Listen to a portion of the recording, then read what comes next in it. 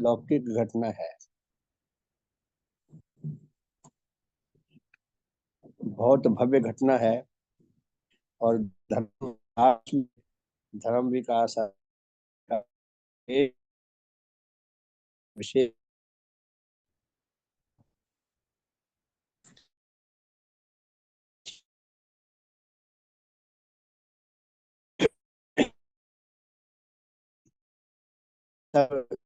ये शास्त्र है,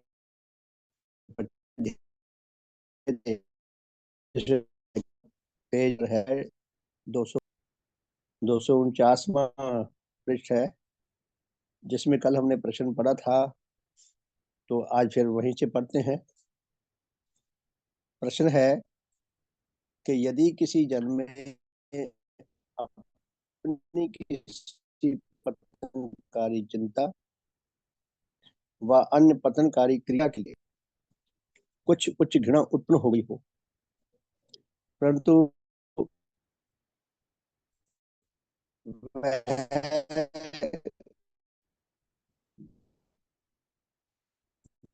घृणा इतनी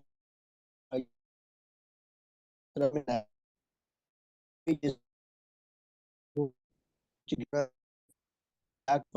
ठीक हो सकते हैं। क्या क्या उपाय किए जाए वो उच्च घृणा और भजन को सॉरी प्रश्न को स्पष्ट करने के प्रश्न क्या कहा है भगवान ने। प्रश्न ये है कि यदि किसी जन में अपनी किसी पतनकारी चिंता के लिए व पतनकारी गति के लिए कुछ उच्च घृणा उत्पन्न हो गई हो, अपनी किसी बुरी चिंता बुरी गति के लिए कुछ घृणा उत्पन्न हो गई हो, लेकिन वह घृणा यथेष्ट मात्रा में विकसित ना हुई, जितनी मात्रा में बढ़नी चाहिए उतनी ना हुई हो, कमजोर हो, दुर्बल हो,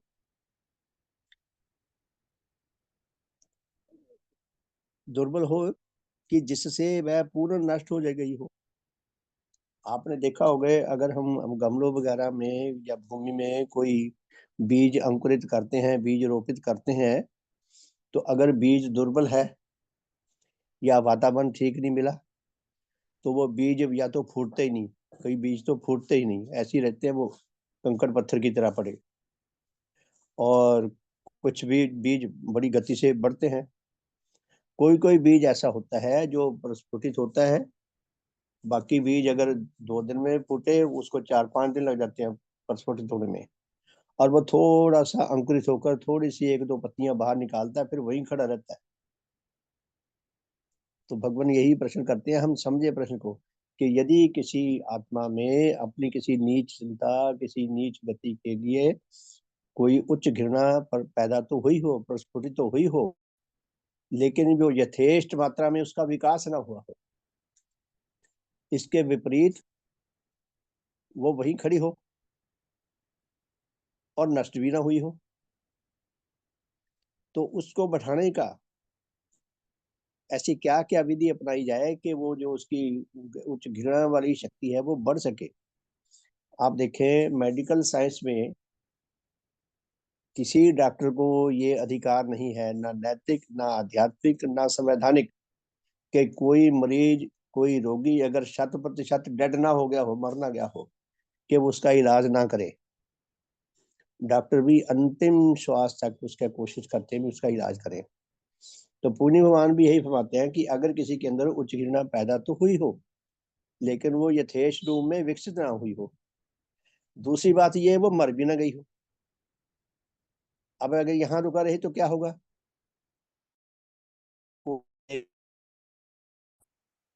नेचर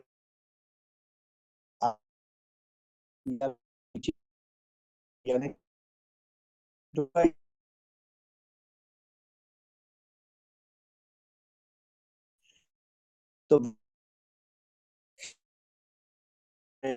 हैं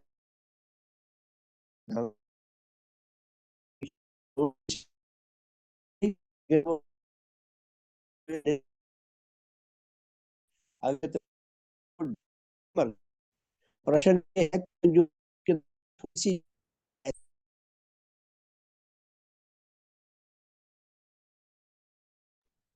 सी श्रीमान जी, आवाज साफ नहीं आ रही।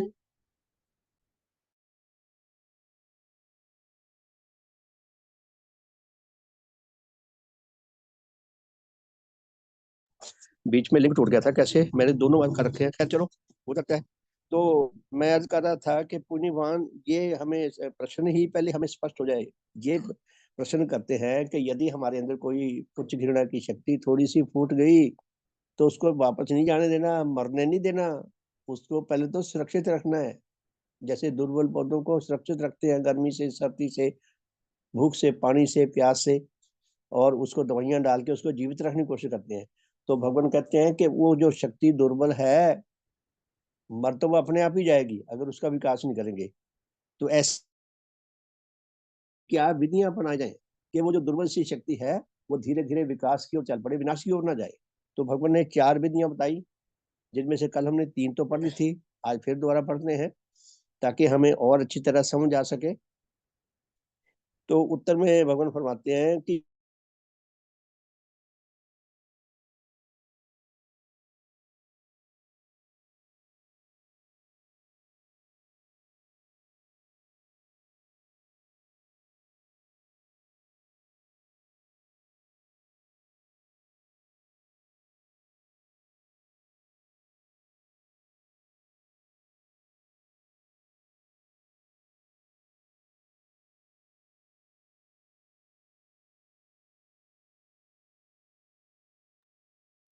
शुभ, तो भगवान हमें तो हो गई पैदा होने के, ऐसा नहीं है वो अनाधिकारी था इसीलिए कमजोर हुई है।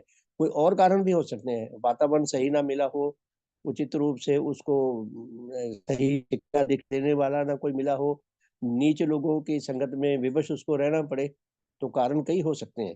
तो भगवान ने 4 विधियां बताई हैं कि ऐसी शक्ति को मरने नहीं देना, इसको विकास की ओर जाना है, उसकी 4 विधियां हैं। वो क्या है? तो निम्न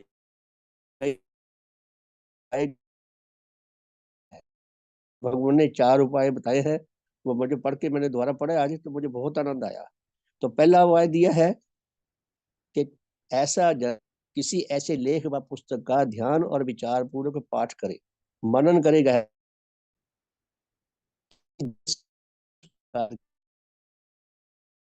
की हानियों का सच्चा वर्णन हो। गति का वर्णन करना तो थ्योरी हो गई, उनकी हानियां, उस गति से जो हानियां हुई हैं उन हानियों का विस्तार पूर्वक वर्णन किया गया हो, यानी कि उस गति का जो भयानक रूप है, जो उसके मृत्युदायक रूप है, वो हमें दिखाई देता हो उस लेख में। और कहते हैं इस पाठ के द्वारा उन हानियों को सामने लाना व उपलब्ध करना। तो उस लेख में, उस पुस्तक में जो हानिकारक गतियों की जो हानिकारक रूप है, उसका विस्तार पूर्वक सचमुच का सच्चा वर्णन किया गया हो, तो उसको पढ़ के अच्छी तरह समझ के उसमें से वो उसकी आत्मा को खींचना, कि उस उन हानियों को बार बार देखना। उन हानियों को देखेंगे तो धीरे धीरे यदि हमारे अंदर योग्यता है तो उन हानियों से बचने की हमारे अंदर प्रेरणा जागने लगेगी, पैदा होने लगेगी, विकसित होने लगेगी। तो भगवान कहते हैं उन हानियों को देखकर, समझकर उपलब्ध करना, उसके भयानक रूप को उपलब्ध करना, नीच चिंता, नीच गति के। और इस साधन को जहां तक संभव हो प्रतिदिन करना। अब प्रतिदिन में 24 घंटे होते हैं, हमने एक बार कर लिया। खाना हम यूजुअली 3 बार खाते हैं, हम एक बार खाना क्यों नहीं खाते? हमारे लाइफ का रूटीन भी, हम जागते भी ज्यादा देर रखते हैं, सुबह जाग गए और रात को 9-10 बजे सोते हैं, तो 3 टाइम खाना उचित है। अगर हम 24 घंटे जागते हो, मान लीजिए हम 24 घंटे जागते हैं, तो जो जागता है वो इधर उधर भागता है, फिरता है, काम करता है, भूख भी लगती है, हो सकता है वो 5 बार 6 बार खाना पड़े उसे, तो वो उसके हिसाब से है। तो भगवान कहते हैं वो प्रतिदिन ऐसा साधन करे कि ऐसे लेख को, ऐसे पाठ को बार बार पढ़ के उसमें से उन नीच गतियों की जो हानिकारक, उसका जो रूप है, उस रूप को, उसकी भयानकता को उसको बोध करे, ताकि उसके प्रति गहरी घृणा जाग सके, विकसित हो सके, स्थायी हो सके। और फिर भगवान आगे कहते हैं कि प्रतिदिन एक बार नहीं कर लेना, जैसे कई लोग सवेरे सवेरे मंदिर में जाते हैं, कई लोटा लेकर जाते हैं, जल चढ़ा के एक बार चढ़ा के आगे, फिर 24 घंटे बाद। वो तो एक तरह का एक रस्म रीति रिवाज बन जाता है। तो हमने इसको जीवंत घटना बनाना, रिवाज नहीं बनाना कि रिवाज है जी ऐसा। रिवाज कुछ और होता है, वो बेजान होती है बातें। हमने इसको सचमुच की एक्सरसाइज बनानी है। जैसे हमें जीवित रहने के लिए हर पल श्वास लेना पड़ता है, छोड़ना पड़ता है। हम 1 मिनट के लिए भी श्वास की गति को रोक नहीं सकते। रोकेंगे तो जब हम जी नहीं सकते। तो उसका प्रतिदिन साधन करें। उस चिंता की गति के भयानक रूप की जो उसके जो हानियां हैं भयानक रूप के, उनको उपलब्ध करें, ताकि उसके प्रति हमारे अंदर उच्च घृणा बढ़े, उच्च द्वेष बढ़े।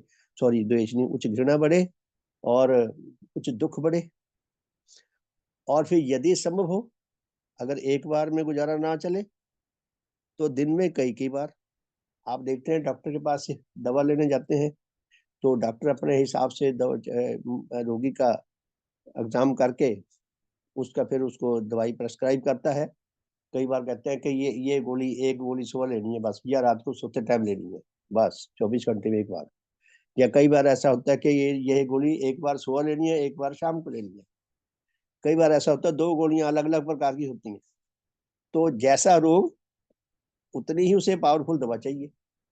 इसी तरह यदि हमने अपने अंदर की नीच घृणा हमारी ऐसे नष्ट नहीं होती, उच्च घृणा हमारे अंदर विकसित नहीं होती, तो दिन में कई कई बार भी करना पड़ सकता है। तो कई कई बार करें, जितने बार करना उचित लगे, जिससे वो हमारे अंदर उच्च घृणा जागृत हो।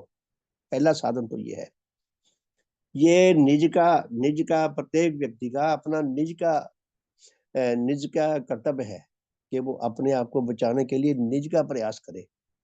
ऐसा नहीं किसी को पैसे देकर वो कहते हैं मेरे नाम का पाठ कर देना। कई हफ्ता हफ्ता 10 10 दिन का पाठ खुलवा देते हैं, पैसा दे देते हैं, आप इधर उधर घूमते फिरते रहते हैं। वो घरों में पाठ चलता रहता है, जैसे टेप रिकॉर्डर चला दिया, उसका कोई लाभ नहीं। तो ये निज के प्रयास करने पड़ेंगे। तो दूसरा साधन, दूसरी विधि भगवान ने बताया है, किसी ऐसे संगीत का, संगीत जाने के ऐसे गीत का, ऐसे भजन का ध्यान पूर्वक और विचार पूर्वक गान करना। ऐसे गीत को, ऐसे भजन को गा के, एक तो हमें संगीत जो है हमें आत्म तृप्ति देता है।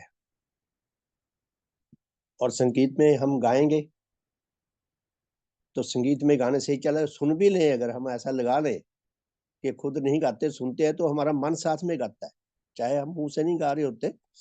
तो उस संगीत को ध्यान से विचार पूर्वक सुने कि उसके अंदर क्या दर्शन, क्या फिलॉसफी छुपी हुई है, क्या उसके अंदर अद्वितीयता छुपी हुई है। उस गाने से उसको सुने, उसका उसका ध्यान पूर्वक गान करें, कि जिसमें उस पतनकारी गति की हानियों का सच्चा वर्णन किया गया हो। काल्पनिक किस्से कहानियां ना बन जाए, हानियों का सच्चा वर्णन किया गया हो, और उसके द्वारा उस हानि व उन हानियों को उपलब्ध करे। यानी कि उन हानियों की जो भयानक भयानक उसका जो रूप है, उसको उपलब्ध करे, कि अगर मैं ये नीच चिंता करता हूँ या ये नीच गति करता हूँ, तो मुझे ये हानियां मेरे सामने आएंगी, ये मुझे हानियां होगी। एक जुआरी जुआ खेलता है, जुआ खेलते खेलते खेलते उसकी आदत पड़ती जाती है। ज्यो ज्यो वो जुए में हारता जाता है, त्यों त्यों उसकी उत्तेजना बढ़ती जाती है। त्यों त्यों उसके अंदर जैसे ईर्ष्या द्वेष की तरह उसके अंदर ना एक आग चरम सीमा तक पहुंच जाती है। अपना सब कुछ बेच के नंग कंगाल हो जाता है, लेकिन बाज नहीं आता, क्योंकि उसके अंदर उच्च घृणा नहीं आई। उच्च घृणा आती तो वो शुरू में ही ना करता। तो भगवान कहते हैं कि किसी नीच चिंता, किसी नीच गति के भयानक रूप को देखकर, वो जो भयानक हानियां करती है वो नीच चिंता नीच गति, उसकी भयानकता जितनी हमें तीक्ष्ण दिखाई देगी, उतना हमारे अंदर उच्च घृणा उसके प्रति ज्यादा बढ़ेगी। तो ऐसा साधन करें। तीसरा है, थोड़े से शब्दों के किसी ऐसे वचन का, यथा मेरी अमुक गति बहुत बुरी है, वह मेरे मेरे वह बहुत हानिकारक है। अपने लिए कोई ऐसे सिंबॉलिक शब्द चुन सकते हैं। हम देखें, ये जो व्यापारिक कई ऐसे संस्थान होते हैं या कई शिक्षा संस्थान होते हैं। हमारे अपने विभाग का एक था आइकॉन, हमारे विभाग का आइकॉन था अहम अहम निशम सेवा महे, सर्विस बिफोर सेल्फ। कि हमारा विभाग दूसरों की सेवा पहले करता है, बाद में अपने लिए देखता है। सर्विस बिफोर सेल्फ, ये था आइकॉन। हमारे भारत का है, 3 शेरों वाला, हम देखते हैं ना, सिक्कों पे भी बना होता है, नोटों पे भी बना होता है। ये आइकॉन है, एक ही में उसके पूर्ण व्यक्तित्व का, जिसमें हमें आभास मिल जाए, ज्ञान मिल जाए, बोध मिल जाए। तो आइकॉन के रूप में कोई ऐसा सिंबॉलिक शब्द बना लें कि उस एक शब्द को याद करके आपको एकदम आपकी अंतरात्मा में जागृति पैदा हो जाए। किस बात की? कि मेरी अमुक चिंता ये बहुत भयानक, ये हानियां करेगी, ये मेरी अमुक गति मेरी ये हानियां करेगी। जब जब उनका भयानक रूप आपको दिखाई देता जाएगा, त्यों त्यों उच्च घृणा बढ़ती जाएगी। उच्च घृणा बढ़ाना ही मकसद है। उच्च घृणा बढ़ने का अर्थ है कि उस नीच चिंता से, नीच गति से मुक्ति पाना। कल हमने यहाँ तक 3 पढ़े थे। एक चौथा पॉइंट है, किसी ऐसे जन के पास रहना जो उस पतनकारी गति से आप मोक्ष पा चुका हो। ऐसा व्यक्ति जिसने अपनी नीच चिंताओं से, नीच गतियों से मुक्ति पा ली हो, इतनी उसके अंदर उच्च घृणा बढ़ गई हो, इतनी उच्च घृणा उसने बढ़ा ली हो अपने साधनों से, अपने परिश्रम से, कि वो उन नीच चिंताओं, नीच गतियों की ओर जाना उसके लिए असंभव हो गया हो। तो ऐसे जन के पास रहें, उनकी संगत में रहें, और उसके भीतर उस गति के प्रति बहुत गहरी उच्च घृणा वर्तमान हो। ऐसा जन जिसने मुक्ति पा रखी हो और अपनी उस नीच चिंता, नीच गति के प्रति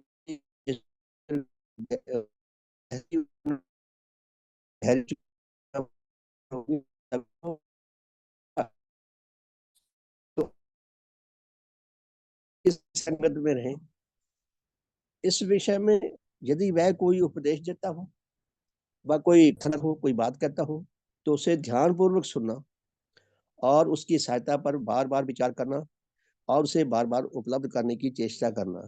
कि ऐसा जन जो अपने ज्ञान से, अपने अनुभव से जो उसने फल पाए हैं, जो वो हानियों से बचा है, उनके आधार पर जो कोई वो उपदेश देता है, जो कोई वो साधारण भी बातचीत करता है, तो उसको बोध रूप में, उसको गहरी समझ के साथ उसके उस ज्ञान को, उस अनुभव को प्राप्त करना। ऐसा लगे जो हमारे सामने पहाड़ खड़ा हो गया आकर, इतना गहराई में उसके उसके अनुभव को आत्मसात करना। परम पुण्य भगवान देवात्मा जो हमें देव प्रेरणाएं देते हैं, ये सारी शिक्षा परम पुण्य भगवान देवात्मा ने अपने जीवन से सार्थक की है। भगवान ने इस शिक्षा की खोज भी की है।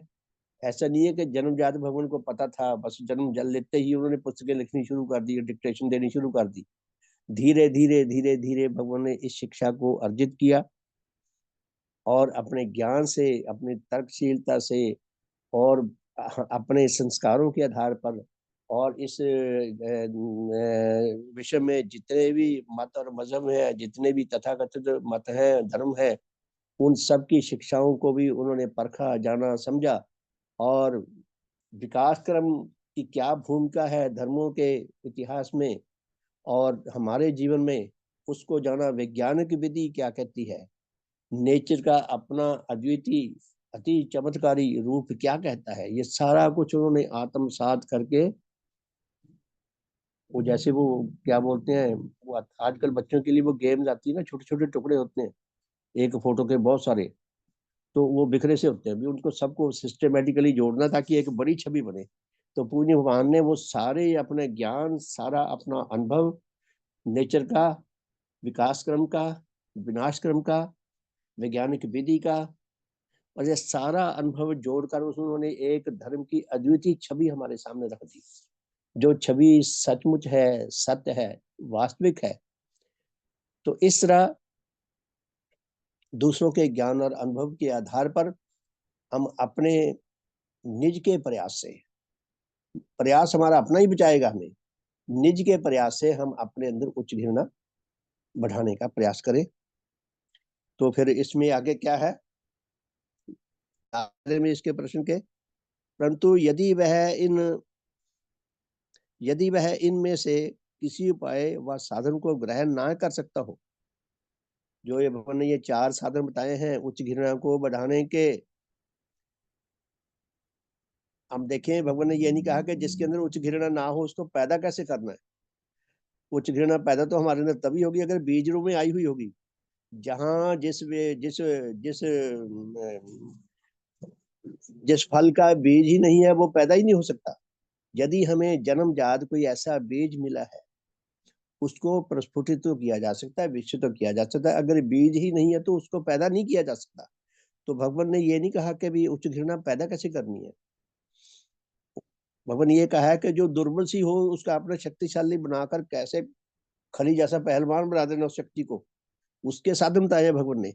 तो भगवान क्या फरमाते हैं कि परंतु यदि वह इनमें से किसी उपाय व साधन को ग्रहण न कर सकता हो और इस विषय में उसे किसी और सुयोग जन से कोई सहायता भी ना मिल सकती हो, तब फिर उसकी उच्च घृणा के बढ़ाने में केवल यही नहीं कि कोई और बात सहायक नहीं हो सकती, किंतु यदि उसकी उस पतनकारी गति में किसी और तरफ से कोई रोक न हो तो उसकी उस पहली उच्च घृणा का धीरे धीरे घटते जाना और अंततः पूर्णतः नष्ट हो जाना अनिवार्य है।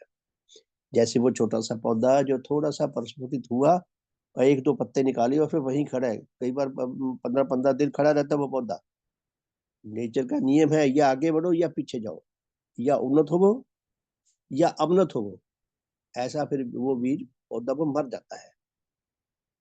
श्री महाराज यशोवाणी जी, शुभ आपका।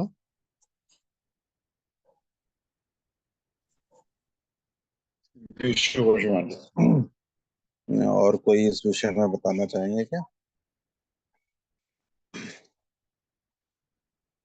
और किसी को ये बात कितनी स्पष्ट हुई है अगर बता सकें तो बेहतर होगा।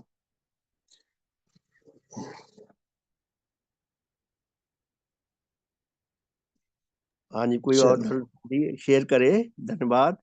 अवगत कराएं अपने अनुभव से कि हमें ये कुछ बात समझ आई, कुछ अच्छी लगी, कैसी लगी। चलिए मैं थोड़ा सा इस पे बताना चाहूंगा। ये चौथा पॉइंट है, 3 पॉइंट तक तो कल हमारी चर्चा हो गई थी। ये चौथा पॉइंट है। और मजे की बात है, ये 3 पॉइंट की जो चर्चा हुई थी, आज मैं 2 स्कूलों में गया बच्चों के साथ, तो ये 3 पॉइंट मैंने बच्चों के साथ शेयर किए कि अगर मेरे से कोई गलती हो जाती है तो उसको मैं कैसे याद रखूं। ये तो हमें समझ में आता है गलती हो गई, तो ये तीनों पॉइंट बच्चों को समझाने हुए तो बच्चों को भी बात पकड़ में आई। और बच्चों को ये भी लगा कि इस तरीके से हम अपनी किसी भी गलत आदत से निकल सकते हैं। तो प्रैक्टिकल भी हो गया, कल सुनना भी हुआ और आज प्रैक्टिकल भी बच्चों के साथ बातचीत हो गई, तो अच्छी बात है। ये चौथी बात और विशेष है कि कभी कभी हमें लगता है ना, जैसे बहन जी से भी आता है, अंजू बहन जी से भी, कोई साधन में से उनको बात पकड़ में आ जाती है कि ये तो मेरे लिए ही बोला गया। और ऐसे मेरे को भी कई बार लगता है कि जैसे श्रीमान जी का कोई साधन सुन रहे हैं तो ऐसा लगता है कि ये बात तो मेरे को ही ध्यान में रख के बोली गई है। तो उसका कारण ये होता है कि वो वाली ऐसी गति मेरे से हो रही होती है, तो स्पेशली वो चीज मेरे को फोकस रख के नहीं बोली जाती, लेकिन मेरे से क्योंकि वो गति हो रही होती है इसलिए मेरे को लगता है ये मेरे को इंडिकेट कर रही है। तो वो बात तो मेरे को और अवेयर करती है कि मैं उस दिशा में ना जाऊं, यानी मैं अपनी गलती को दूसरे के माध्यम से सुन पा रहा हूँ। तो उसमें मेरा होश जागता है, उसको मैं अनदेखा कर रहा था तो मेरा होश जागता है। इसलिए मेरे को खुशी भी होती है और दुख भी होता है। खुशी इस बात की होती है कि देखो मेरे को वो बात पकड़ में आई कि ये मेरे से गलती हो रही थी, इस साधन में मेरे को ये बात समझ में आई, या इस पुस्तक में ये लिखा हुआ है तो इससे मेरे को ये बात पकड़ में आई।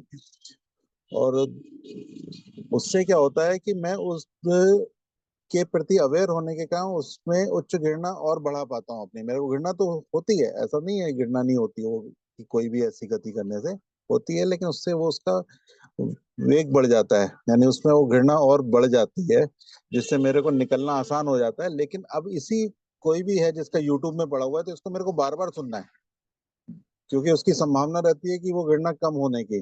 इसलिए मेरे को जब तक सुनते रहना है, जब तक उसके पीछे मेरा जो बोध उत्पन्न होना है वो उच्च ना हो जाए। इतनी बार मेरे को उस साधन को बार बार सुनना है यूट्यूब के माध्यम से, या उस पठन को बार बार करना है, जिससे वो उसके प्रति जो बोध है होना है, उत्पन्न होना है, वो मेरा उत्पन्न हो जाए प्रॉपर। तो इसलिए ये चीजें बहुत महत्वपूर्ण है जो भगवान ने हमें बताई हैं। कि भगवान तो बता रहे हैं कि इस प्रकार से आप अपनी जो मोक्ष पाने की संभावना है, किसी भी निम्न गति से आप मोक्ष पा सकते हो। तो अगर इस प्रयास को हम निरंतर करेंगे, इस पर निरंतर चिंतन करेंगे और निरंतर उस पर कार्य करते रहेंगे, तो वाकई वो चीजें उत्पन्न हो सकती हैं। धन्यवाद श्रीमान जी। बहुत बहुत धन्यवाद शिवा जी, बहुत बहुत धन्यवाद, बहुत सुंदर बात। तो इस 25वें चैप्टर में एक अंतिम प्रश्न है। तो प्रश्न ये है कि क्या सत मोक्ष के संबंध में नेचर के सत नियमों के विरुद्ध इस पृथ्वी के जिन जिन कहलाने वाले धर्म संप्रदायों के संस्थापकों व उनके अनुयायी जनों ने शिक्षा दी है, व उन संप्रदायों के उपदेशक ऐसी शिक्षा देते हैं, क्या वह सब मिथ्या नहीं? प्रश्न बड़ा सुंदर है कि जो हमने अभी उत्तर पढ़े हैं, ये 4 विधियां उच्च घृणा के बढ़ाने के। तो प्रश्न यही है कि जो ये कह तथा कथित जितने भी मत हैं, मजहब हैं, और जितने भी उनके प्रचारक हैं, उपदेशक हैं, उन्होंने जो इनके विपरीत शिक्षा दी है, क्या वो सब मिथ्या नहीं है? तो उत्तर एक ही लाइन में है, 5 शब्दों में, वह सब की सब पूर्णता मिथ्या है। मिथ्या क्यों है? मिथ्या इसलिए है क्योंकि वो तर्क संगत नहीं है। मिथ्या इसलिए है कि नेचर की जो कार्यशैली है उसके विपरीत है, विकास क्रम के विपरीत है, और जो शिक्षा देते हैं वो इमेजिनरी है। दूसरे मत मजहबों ने ऐसा हो सकता है कि उन्होंने बड़ी ईमानदारी से कोशिश की हो कि इस सत्य को, इस ज्ञान को खोजने की और बताने की, लेकिन क्योंकि वो तर्कपूर्ण नहीं है, इसलिए वो सबके सब मिथ्या है। तो भगवान ने हमारे अंदर से कितना मिथ्यापन का भ्रम हटा दिया। यदि हमें ये समझ आ जाए बात कि नेचर की कार्यशैली क्या है, नेचर में कोई भी अच्छा या बुरा कार्य, जो भी घटना घटती है, जो भी अच्छा या बुरा कार्य होता है, वो नेचर के विश्वव्यापी अटल नियमों के आधार पे होता है।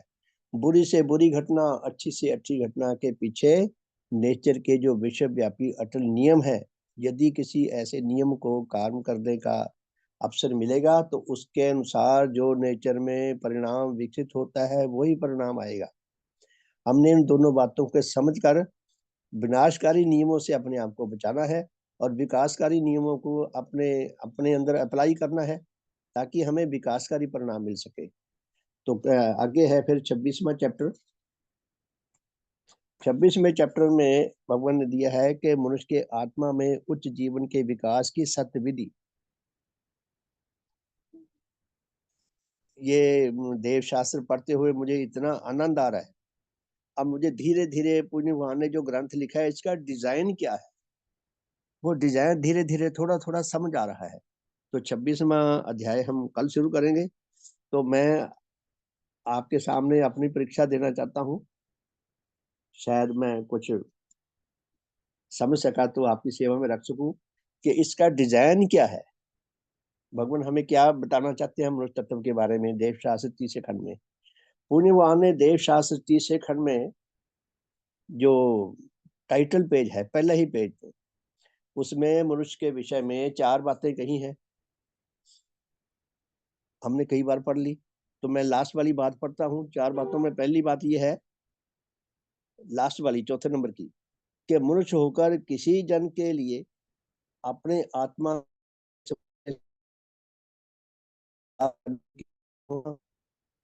और उस पाना उस श्रेष्ठ कार है। हमें यही नहीं पता कि हमारा क्या है, और ये में है। तो हमारा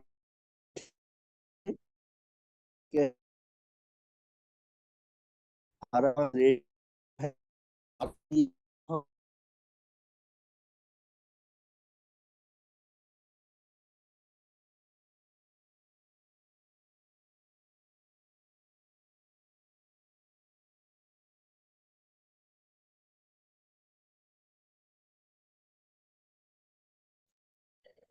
इसमें पहले ही टाइटल पेज में ये बताया है कि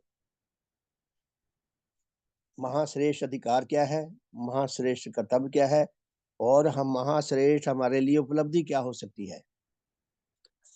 अपना सच्चा आत्म कल्याण, और अगर उसको सही अवसर भी मिल जाए और सही लोग भी मिल जाए ये ज्ञान देने वाले, ऐसा संगठन भी मिल जाए, ऐसे गुरु भी मिल जाए, तो जो उसको लाभ हो सकता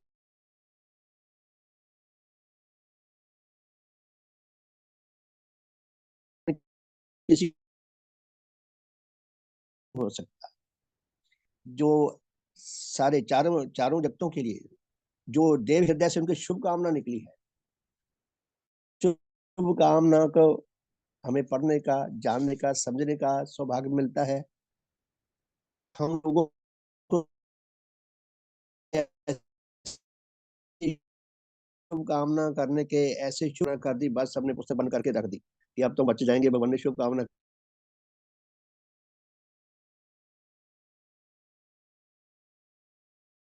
निज के प्रयास तो इसमें है ही नहीं, वो तो भगवान के निज को हमने अपनी बनाना है। हमने अपने अंदर ऐसी योग्यताएं पैदा करनी है, करनी है कि हमारे मन वचन आत्मा की शिक्षा के अनुसार जीवन व्यतीत करने की बन सके।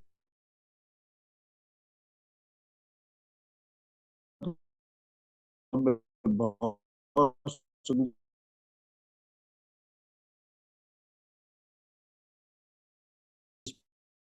हम विचार करें अच्छी तरह,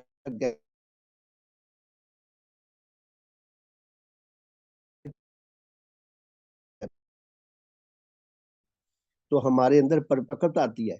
ये जो शिक्षा है ये है हमारी आत्मा पड़ती है।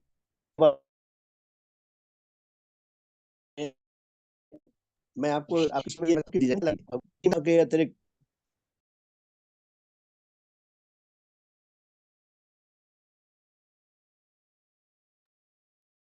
शिवान जी आवाज बहुत कट रही है, अभी तो शायद डिस्कनेक्ट हो गए।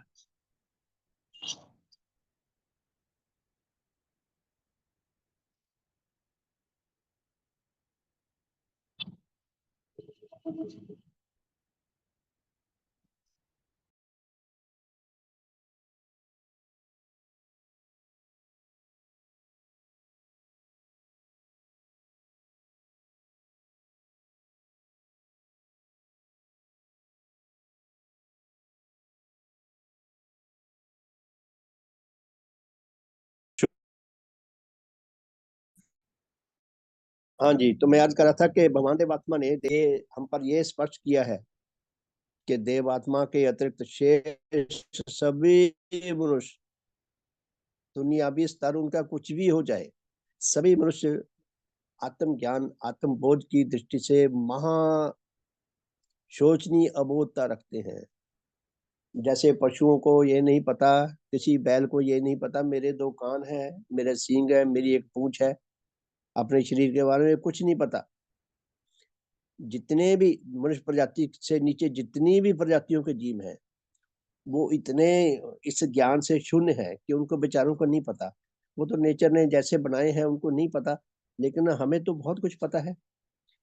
लेकिन जो हमारे अस्तित्व का मूल है, जिसको लेकर हमारा अस्तित्व है, उसके बारे में हम भी उन पशुओं के स्तर पर खड़े हैं।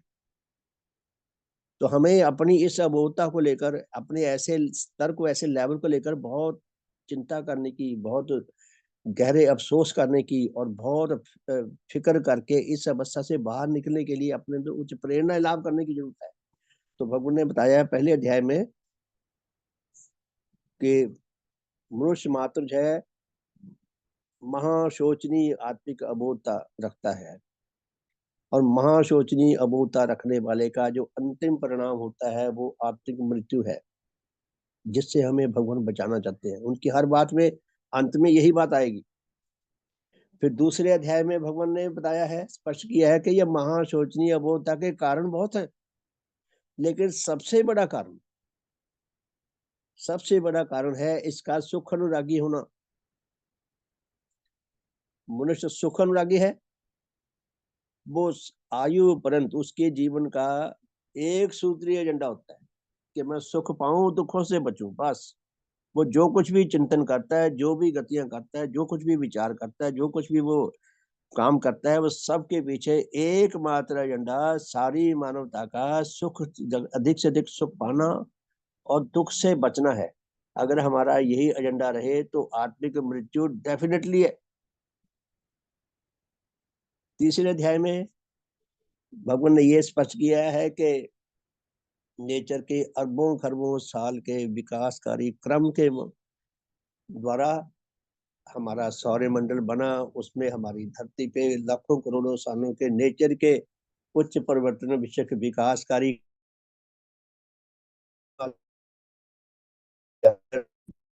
धीरे धीरे पशुओं जैसा धीरे धीरे साल हो गए मनुष्य को पैदा हुए, क्रमिक विकास होता गया।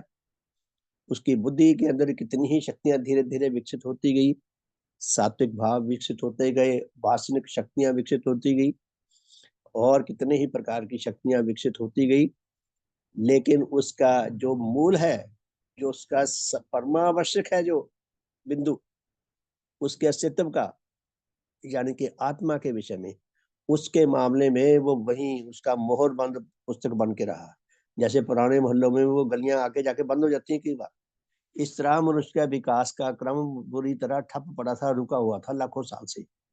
उस क्रम को खोलने के लिए, सुचारू करने के लिए प्रकृति माता ने एक ऐसे अद्वितीय देव पुरुष को इस धरा पर आविर्भूत किया, अर्थात भगवान देवात्मा को, जिन्होंने मनुष्य के, जैसे वो डॉक्टर लोग वो करते हैं ना, पास पोर्ट मास्टर करते हैं, भगवान ने आत्मा का इसका विश्लेषण किया अच्छी तरह। आत्मा का विश्लेषण करके उन्होंने समझा, और धर्म क्या चीज है उसका विषय समझा। तो नेचर ने, तीसरे अध्याय में जो दिया, नेचर ने भगवान देवात्मा को इसलिए धरा पर आविर्भूत किया कि मनुष्य मात्र का जो करोड़ों वर्षों से विकास कर्म रुका हुआ था, वो रस्सा खुल सके। और फिर चौथे चैप्टर में भगवान देवात्मा ने तीन विषय इकट्ठे हैं, मनुष्य, उसका आत्मा और उसका शरीर। मनुष्य क्या है, हम अपने आप कागज पेन लेकर परिभाषा लिखने लगे। आप अपने नगर में किसी को कहेंगे मुझे लिखकर उसे बताओ आपके अनुभव के अनुसार मनुष्य क्या है, तो मुझे लगता है सारी दुनिया बगले झांकेगी। हम खुद जानते थे, मुझे खुद नहीं पता था। अब हमें शब्द तो मिले हैं, कितनी कृपा भगवान की, हम शब्दों में तो बता सकते हैं। देखने वाले को लगेगा ये बड़ा विद्वान हुआ। अगर हम विद्वान है तो कमाई भगवान की है, कमाई उनकी है, शाबाशी हमें मिलती है। तो भगवान ने बताया कि मनुष्य की परिभाषा क्या है, मनुष्य किसे कहते हैं। फिर मनुष्य का जो शरीर है उसकी क्या परिभाषा है, फिर मनुष्य की आत्मा है उसकी क्या परिभाषा है, और इन तीनों का आपस में संबंध क्या है, रिश्ता क्या है, ये एक दूसरे के विरोधी हैं, शत्रु हैं, या एक दूसरे के सहायक हैं। वो हमें भगवान ने हमारे अस्तित्व के बारे में कितना सुंदर, कितना भव्य ज्ञान दिया। उसके बाद पांचवा अध्याय आ गया कि इस बात का क्या प्रमाण है। चौथे अध्याय में आया ना कि हम देखें हमारे नगर में जितने भी घर हैं, जितने भी भवन हैं, वो बनाए तो औरों ने, रह रहे हैं हम। हमारे रहने के घर मजदूर मिस्त्रियों ने बनाए हैं, औरों ने बनाए हैं, हम रह रहे हैं। लेकिन स्थूल शरीर, इसको प्रत्येक जीव की आत्मा अपने रहने के लिए शरीर बनाती है। कोई और मजदूर मिस्त्री नहीं बनाता उसके शरीर को, उसे खुद ही बनाना पड़ता है। ये एक प्राकृतिक सत्य है कि प्रत्येक आत्मा, ये हमें किसी ने बताया नहीं था, ना हमें पता था। तो कितना शानदार विषय भगवान ने उठाया। फिर कहते हैं प्रमाण क्या है, फिर तर्क से उस विधि को उन्होंने समझाया कि आत्मा शरीर को कैसे बनाती है और क्यों बनाती है। अपने रहने के लिए, नहीं तो आत्मा मर जाएगी अगर नहीं बना सकेगी। छठे अध्याय में आत्मा के संबंध में नाना प्रकार के मिथ्या प्रचार, के नेचुरल जो ज्ञान है आत्मा का, हमारे जीवन का, वो कुछ और है। तो ये झूठ मिथ्या कहाँ से आ गई? ये कौन सा सोर्स है जहां से ये मिथ्याएं पैदा हुई हैं? भगवान ने तर्क के आधार पर वो मिथ्यापन जो आया आत्मा के बारे में, उसका हमें ज्ञान दिया और बोध प्रदान किया। फिर 7वां अध्याय में है कि मनुष्य के आत्मा की गठन क्या है, मनुष्य के आत्मा का मॉडल क्या है, इसकी बनावट क्या है, इसका मैकेनिज्म क्या है। भगवान ने ये बात तो किसी ने बताई नहीं थी, ये तो भगवान के श्री चरणों में आकर ही ऐसी बातें सुनने को मिली हैं कि आत्मा का भी एक मैकेनिज्म होता है, आत्मा का भी अपनी एक गठन होती है। ये तो हमें पता नहीं था। तो भगवान ने बताया, आत्मा की डेफिनेशन दी और बताया कि आत्मा का मैकेनिज्म क्या है। ये सारी पुस्तक उसी को लेकर तो है, आत्मा के मैकेनिज्म का इसमें सारा उल्लेख है। फिर 8वें अध्याय में मनुष्य आत्मा में ज्ञान उत्पादक नाना प्रकार की मानसिक शक्तियां, ये शक्तियां कहाँ से आई, क्यों आई, क्या काम ये कर सकती हैं, क्या नहीं कर सकती। अगर ये शक्तियां ना आती या इनमें से कोई एक शक्ति ना आती तो हमारा क्या हाल होता, उसका भगवान ने उल्लेख किया है। 9वां अध्याय मनुष्य में नाना प्रकार के सुख और दुख विषयक बोध, और उसमें नाना प्रकार के सुखों के लिए आकर्षण व अनुराग और दुखों के लिए घृणा भाव, और इन्हीं दोनों प्रकार के भावों के द्वारा उसकी सब प्रकार की आत्मिक चिंताएं और क्रियाएं, के मनुष्य जो जीवन व्यतीत करता है उसके जीवन का एक सूत्रीय एजेंडा है, एक जीवन का उसका सिद्धांत है कि मैं अधिक से अधिक सुख पाऊं और दुखों से बचूं। तो भगवान ने उसका उल्लेख किया है कि ये सुख के बोध कहाँ से आए, सुख के आकर्षण कहाँ से आए, दुख के प्रति घृणा कहाँ से आई, और ये सुख दुख का बोध और सुख दुख का आकर्षण विकर्षण जो है, ये हमारे जीवन का परिणाम क्या करेगा। 10वें अध्याय में पूज्य भगवान ने क्या स्पष्ट किया है कि सुख और दुख के आधार पर ही मनुष्य जगत में धर्म के नाम से भी आत्मा के संबंध में वह सब पूर्णतः मिथ्या और महाहानिकारक नाना प्रकार की शिक्षाएं प्रचलित की हैं कि जिनके दूर करने के निमित्त देवात्मा का आविर्भाव हुआ है। तो 10वें अध्याय में भगवान ने ये स्पष्ट किया है कि देव धर्म को छोड़कर, उस धर्म को, उस व्यवस्था को छोड़कर जो भगवान देवात्मा ने सृजित की है, लिखी है, लिपिबद्ध की है, उसको छोड़कर दुनिया के शेष जितने भी मत हैं, जितने भी मजहब हैं, जितने भी तथाकथित धर्म हैं, उन सब ने जो भी शिक्षा बनाई है वो सब सुख दुख के आधार पर खोजी है, सुख दुख के आधार पर लिखी है कि सुखों से अधिक सुख कैसे पाए जाए और दुखों से कैसे बचा जाए। ये हमें जीवन का उन्होंने लक्ष्य दिया है। तो भगवान की शिक्षा स्पष्ट करती है, यदि किसी के जीवन का ये लक्ष्य होगा, जो कि करोड़ों मनुष्यों के, सभी मनुष्यों के जीवन का लक्ष्य है कि अधिक से अधिक सुख पाऊं और दुख से बचूं, तो उसकी निस्संदेह उसकी आत्मिक मृत्यु के लिए वो अभिशप्त है, वो आत्मिक मृत्यु से बच नहीं सकता। फिर आगे 11वें अध्याय से लेकर 18वें अध्याय तक भगवान ने ये सुखन रागों को 8 बड़ी बड़ी श्रेणियों में विभक्त करके बताया कि वो सुखन राग क्या क्या है, जिनके माध्यम से मनुष्य सुख लाभ करने की कोशिश करता है। तो परिणाम वही है सुखन रागों का। 19वें अध्याय में भगवान ने लिखा है कि मनुष्य में उच्च व सात्विक सुखन राग, पहले जो सुखन राग है वो जीवन विनाशक सुखन राग है। हमारे हमें आत्मा सुखों का ज्ञान होना चाहिए, बहुत हितकर है, बोध भी होना चाहिए, ये भी बहुत हितकर है, लेकिन सुखों का अनुरागी होना, सुखों का दास होना, ये आत्मिक मृत्यु को वर्ण करना है।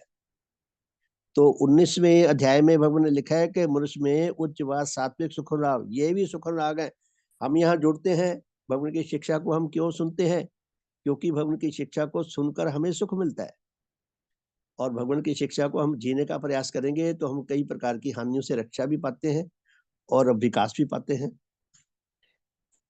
तो 20वें अध्याय में भगवान ने लिखा है कि मनुष्य के गठन में सुख जात कई प्रकार के नीच घृणा भाव। बाप रे बाप, ये तो नई बात है कि मनुष्य को घृणा करके भी सुख मिलता है। कई प्रकार की घृणाएं ऐसी हैं, वो घृणा को जानने नहीं देता, उनसे मुक्ति नहीं पाना चाहता, वो घृणा से उसको सुख मिलता है, इसीलिए वो घृणा को बना के रखना चाहता है। तो नीच घृणा करके भी उसको सुख मिलता है, ये भी आत्मा के लिए विनाशकारी है। और फिर 21वें अध्याय में भगवान स्पष्ट करते हैं कि ऐसा जीवन जीकर, जैसा ये सारे अध्याय में आया है, मनुष्य आत्मा पतन की ओर जाता है, उसकी आत्मा दिन प्रतिदिन पतित होती जाती है। उसके बारे में डिटेल में है, हम पढ़ चुके हैं। 22वें अध्याय में भगवान लिखते हैं कि मनुष्य जगत में विविध प्रकार की मिथ्याओं और उन मिथ्याओं के द्वारा मनुष्यों का आत्मिक पतन, सुख रागों से पतन होता है, वो अलग है बात, मिथ्याओं से भी पतन होता है। मिथ्याओं से विविध प्रकार की मिथ्याएं, और उनसे हमारी आत्मा दिन प्रतिदिन दुर्बल होती है। यानी कि हमें मिथ्या को भी, 100% मिथ्या को त्यागना पड़ेगा। नेचर में सत्य का सिक्का चलता है, नेचर में मिथ्या का सिक्का नहीं चलता।